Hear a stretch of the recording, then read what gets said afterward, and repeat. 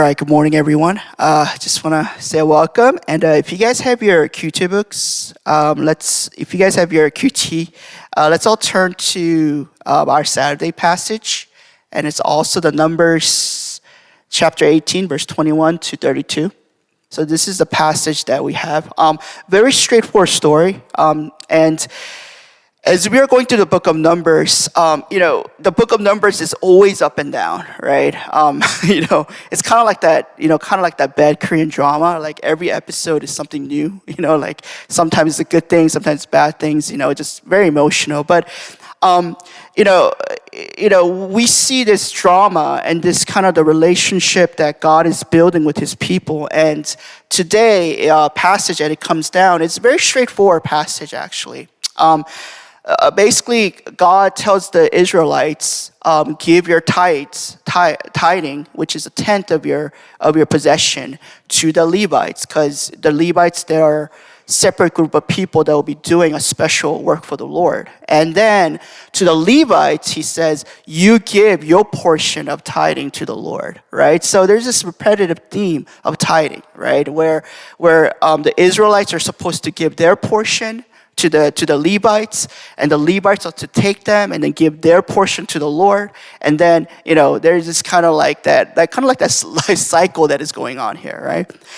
And that's kind of the passage that we have here, right? And I do have a question that I just want to briefly just kind of mention is, tithing is a. I remember covering this in our Sunday worship. With our EM and youth, but I think sometimes we need to kind of have a biblical understanding of what tithing is, right? And I remember when I speak to a lot of non-believers, actually, one of the top 5 things that they have a question about is, okay, why do pastors or why do churches emphasize so much on tithing, so much on giving them money? Right, and sometimes that kind of leaves them with a bad mouth, right? In a way, right, saying that why the church emphasizes so much on tithing, right? So I just want to give a biblical kind of framework what tithing is, and this will be kind of more summary, and then we're gonna kind of jump right into it. It's actually the heart behind it. But if you could just go to the next slide. Okay, I think this is one of the best definition that I find on tithing. Okay, so. It says, this is kind of definition. It says, tithing is a form of worship expressing faith, trust, and recognition that God is the ultimate provider, right? So that's kind of the more biblical framework what tithing is. So it goes beyond, just giving away money or just giving away, your possessions, but actually it comes down to your heart before the Lord, right? Recognizing that God is the ultimate provider of all things, right? So once again, it's a form of worship, and I love that word, as we're talking about, the heavenly worship, right? There's a different types and forms of worship that we bring to the Lord, and tithing just happens to be one of them, right? Where we come before the Lord, we give, we lay down our possessions before the Lord and say, God, this is yours, this belongs to you. Right? So it's a form of worship expressing faith, trust, and recognition that God is the ultimate provider. Right? So I think that's the right way. And so it makes sense in the context of today's passage. For Israelites, it's a form of worship to the Lord saying, God, you provide us all these things, therefore I'm going to give. Right? I'm going to follow your command and give to the Levites. And for the Levites, it's their expression of worship saying that, God, I'm going to give this to you as a form of worship. Right? So if you go to the next slide is, in a very simple form, tithing is worship. It's a form of worship. Okay? So once again, I want us to, and for the EM and youth, we know this, but it's not just, just giving money and God just demanding our possessions, pay this, pay that, bring this over. It's more than that. It goes beyond that. It's related to how God builds relationship with his people, with us, right? It's all related to that, right? However, I do just want to say something very interesting about this tithing passage here, okay? Up to this point, okay, God provided everything for the Israelites, right? Everything, right? Their food, their needs, their health, their protection, okay? There's not a one thing that Israelites have done for themselves. Up to this point, everything out of God's graciousness, out of God's sovereignty, God provided everything for God's people, right? So that's what we see here, right? So if you go to the next slide, it's a very interesting idea is tithing is actually simply giving back what always has been God's, right? Because there's nothing that we see in Numbers that the Israelites did out of their own strength. So the fact that we're even able to work, right? And the fact that we're even able to be healthy and work and go out and all these things, it's all provided by God. It's all given by God, right? So here's an interesting idea, right? It's not like Israelites are having this kind of like, they have their own thing and then bringing it before the Lord. It's already everything that God already provided for them. And they're just simply bringing it back to God, right? It once again goes back to that heart, that relationship, that worship, right? Saying, God, you're the ultimate provider. You're who you are, and we give this to you, right? There is one of my favorite worship leaders named Matt Redman. And I know like Noah and other worship leaders, I talk about him all the time because he's the writer of this song called Heart of Worship, which is one of my favorite worship songs of all time. He has a song that just really gets me all the time, every time I read it. So I'm just going to quickly read this. This is called Breathing the Breath. It's a song verse, but I just want us to kind of walk through this because this is such a beautiful lyrics, and I think it just really defines what worship is, right? It says, we have nothing to give that didn't first come from your hands. We have nothing to offer you which you did not provide. Every good, perfect gift comes from your kind and gracious heart. And I love this line. And all we do is give back to you what always has been yours. Right? That line always gets me. Right? It's like all we do is just give back to you. It's yours anyway. We're simply just giving it back to you, saying that God, just take it. You are the ultimate provider of all things. Right? So that's what worship is. Right? And I love this line. Every good and perfect gift comes from your kind and gracious heart. It's just the fact that God allow us to have our health and all these things, all our possessions and everything, is it comes from his kind and gracious heart. It's because he is good. Not that because we're good, but because he is good, right?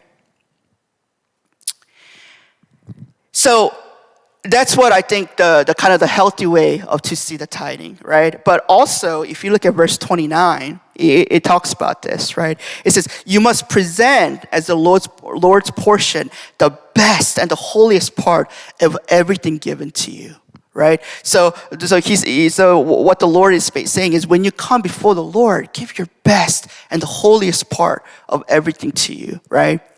And I just want to say this to you guys.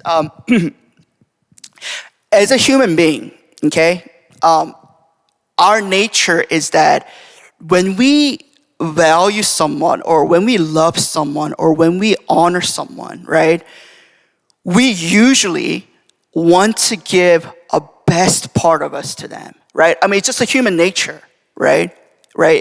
It's a human nature that to the people that we love, to the people that we care about, or people that we have a high regard for, we want to give the absolute best, right? And I'll give you one really silly example here, right? And it might not be the best example, but when Esther and I were dating, right? I used to give her flowers every month, right? And for the young men, the flowers can get really expensive, right? I'm not talking about those grocery store you just pick up. Like, I'm talking about going to the flower store and actually paying a lot of money for them to like make it and then you carry it out, right? But I used to I do that time to time, but she says, why did you waste money? So I don't do it all the time. But anyways, when I was first dating Esther, right?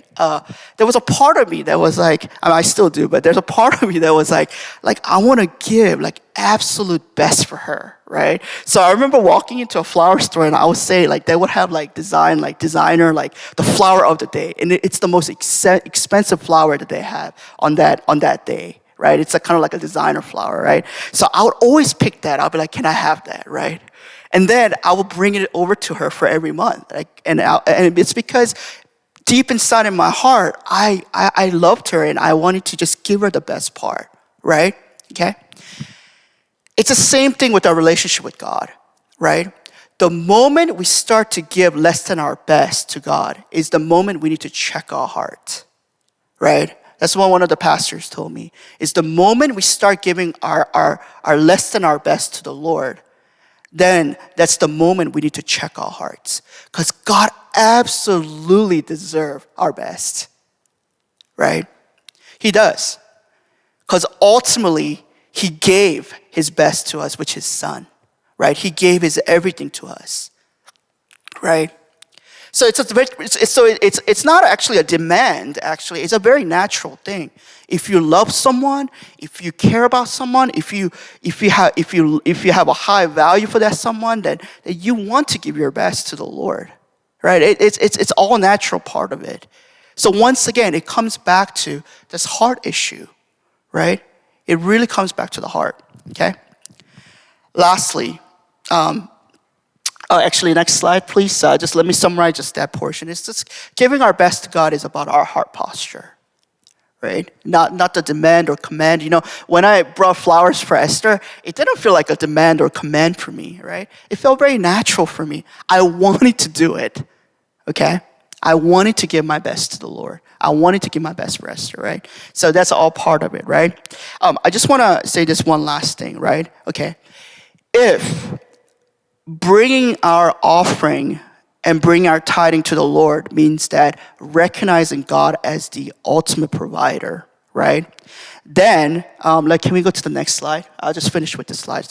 Coming before God with our struggles, pain, and weakness is also recognition that ultimately God is the only one who can restore, save, and heal. Right? It's an expression of faith, right? And the Pastor Cho talks about this. There's a difference between complaining, right, just how the Israelites did, and lifting up your prayer before the Lord. Complaining means that you're the center of everything, right? But then as you bring your struggle, your weakness, your pain, your complaints before the Lord as a form of worship, right?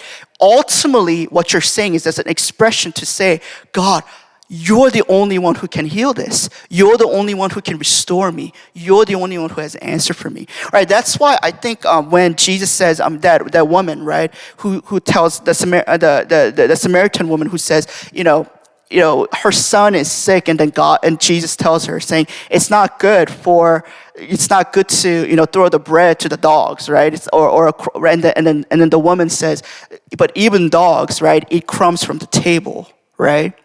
And I think, and Jesus says, you have a greater faith, right? Like Jesus kind of honors her in that way, right?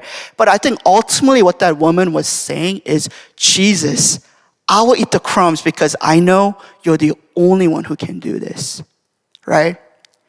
So bringing our offering to the Lord, it's not just the finance or just the money, but it's our entire being to the Lord.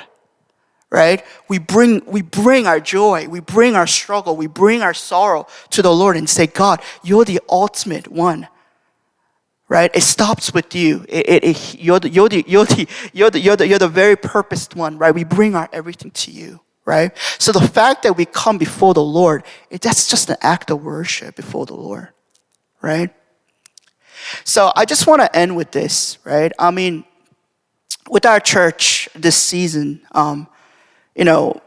as I talk to a lot of people personally and privately, there's a lot of members that are just going through some, painful, rough times, right? Some dark times for some of us, right? But as we bring that before the Lord, right? As we come before the Lord, that itself is an act of worship, right? Saying that, God, you're the only one who can get me through this. You're the only one who can heal me and restore me. You're the only answer that I have, right? It's all part of that, all right? So let's bow our heads.